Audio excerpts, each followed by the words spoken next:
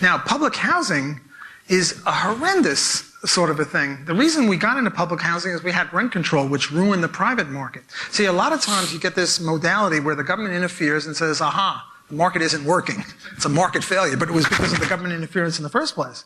And then they say, well, we have to fix that up. And then we have to fix that up. And I have all these theories about, well, we can't build public housing high and we can't build it wide or whatever. Jane Jacobs is my guru on public housing, and what she says is that public housing has got two...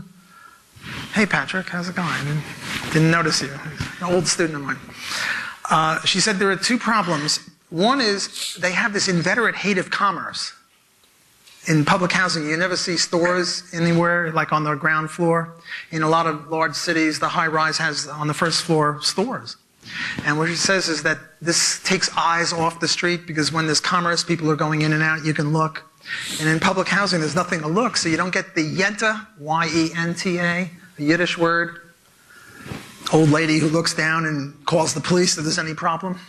So Jane Jacobs says it's much less safe. But then the other thing is, public housing has a cutoff point. In other words, poor people can't go into public housing.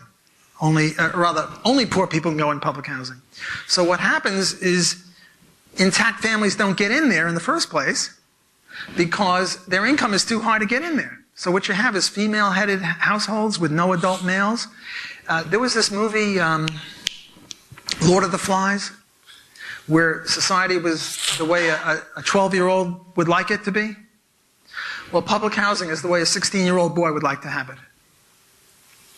According to Jane Jacobs, if I can extrapolate from her. So what you need is adult male head of families in there, and they're automatically excluded.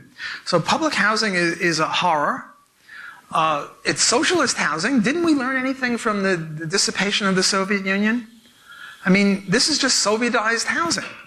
Social Security is Sovietized security. You know, social medicine or healthcare is Sovietized healthcare. If we would get rid of it all and move toward a free enterprise system, black people and all people would be much better off. This is not an attack on black people. This is not an attempt to push black people down. This is an attempt to push black people up. But in order to see it, you have to see why black people are in the straits that they're in now. And the big reason is that their family is messed up, and the big reason for that is welfare. So don't think that, you know, the poor black family right now, if they were the way they are, they really need welfare. They need support because they're in such dire circumstances. But they're in dire circumstances because of what the government did to them. So if we can get the government to stop doing this to them, then they wouldn't need the help. Look, we didn't have welfare before 1965 is when it really got going. We didn't have it much before that. It was very, very little. This is the Charles Murray Losing Ground book.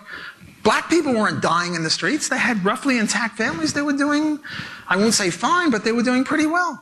You didn't have this crisis then. So don't look upon welfare as the savior of the poor. Look upon it as the oppressor of the poor.